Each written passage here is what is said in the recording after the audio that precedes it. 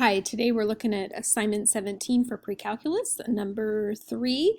The directions say to identify the domain and the range of each function, and that you should graph in Desmos. Okay, so graphing in Desmos will definitely help you to see what's happening. So here's the graph right here. I just did a screenshot and put it in there.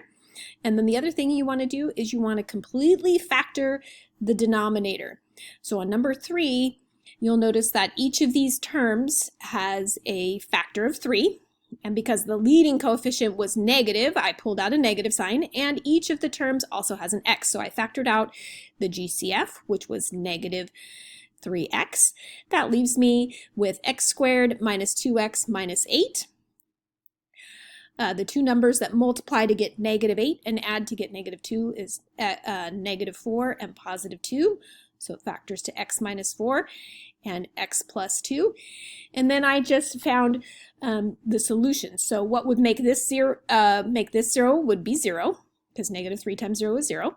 What would make this factor 0 would be positive 4.